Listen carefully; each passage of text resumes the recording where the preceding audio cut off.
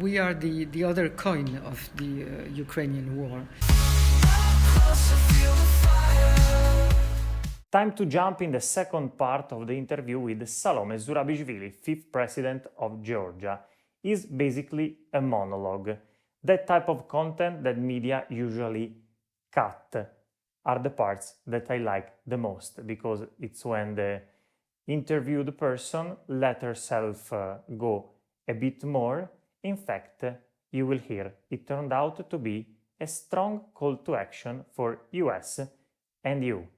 Enjoy. And the only demand made by the people on the protests and shared by all the political parties is, out of this crisis, there is only one peaceful way, one stable way, and that is new elections.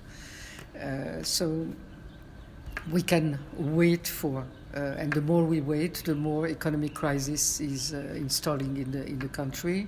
Tourism is going down, and we're now entering the period in which we should be benefiting from the tourist season, and there is no other way out. So yes, I do not see how directly the protests can make the decision of the ruling party change, but I don't see either how that can continue the way it is.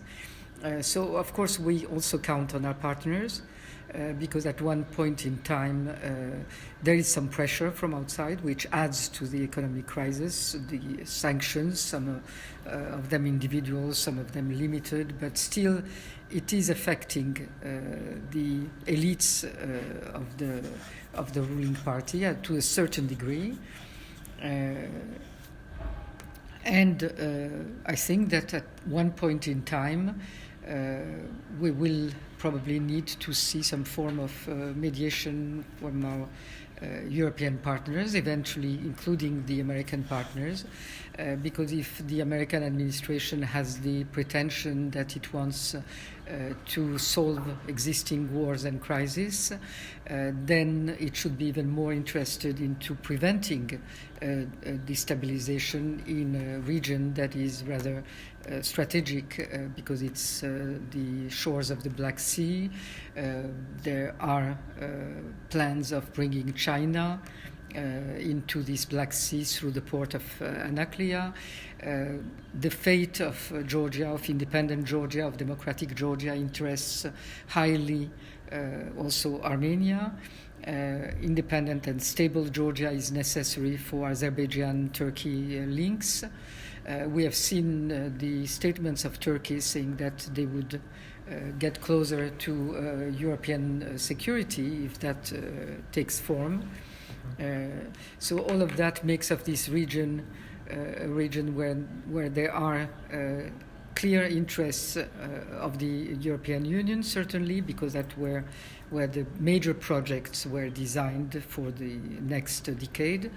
And it's also a region of interests for NATO. It was one of the Black Sea was one of the strategies of NATO, and clearly of the Americans, if they see the interests of links with this region and with Central Asia and with the resources of this wider region.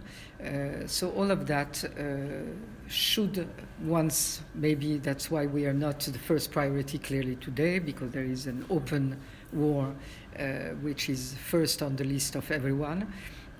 But we are the other coin of the Ukrainian war. It's not a different issue. First of all, because the military strategy of aggression was tested in Georgia, was then tested in Crimea, and then finally with the all-out war against Ukraine.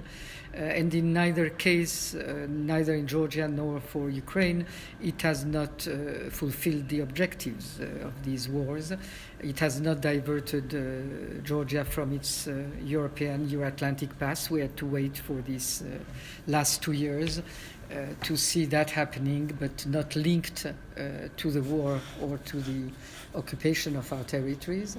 It has not worked in Ukraine. On the contrary, it has accelerated Ukraine's moving forward to European integration, as well as for Moldova and for Georgia also because we got the candidate status, not thanks to the decisions of the authorities, but thanks to both the trio with Ukraine and Moldova, and thanks to the civil society. The demonstrations that happened about the Russian law were one of the major arguments that were used in favor of giving candidate status. So I think that what's happening here in terms of electoral manipulation followed 1 month after by a statement that says we cut the links with the European Union, or we suspend whatever the wording. That is something that should be a very big signal for the Europeans, because that is something that could happen. In Romania, there was also a test of this hybrid strategy in Moldova, and clearly all these talks about elections in Ukraine is the way of looking for an alternative to a military success, which will not happen clearly now after 3 years. And even the total success of Russia in the peace talks is less than sure. So Russia is already thinking of this hybrid strategy. The propaganda is all turned towards we have to have elections in Ukraine. And this Georgian test is what should be observed and examined to see what might happen in Ukraine tomorrow. And decisions should be taken for Georgia on how the European Union should react, because one thing is to become a military power, with the capacity to have military reactions much stronger than what the European Union had before, which is for everybody very good news. But one has also to have a political capacity. And what we see here in Georgia is that a country that has the candidate status, that is an associate member of the European Union, that has been moving towards the European Union since independence on a very deliberate path supported by the whole population, suddenly turns away without the European Union having any instruments to stop, prevent, support the civil society, support the opposition. It's a small country that has been completely dependent over these 30 and some years on the support of Europe and the United States. And neither Europe nor the United States cannot do anything about suddenly the country emerging as a dictatorship with one man. That means they cannot do anything to one man, force him to hold elections, which is not a revolution. Yeah. So that's very strange. This was the second part of the interview with Salome Zourabichvili. What do you think about her call to action for the United States and the European Union? Let me know in the comments. Of course, like, share, and don't miss part 3.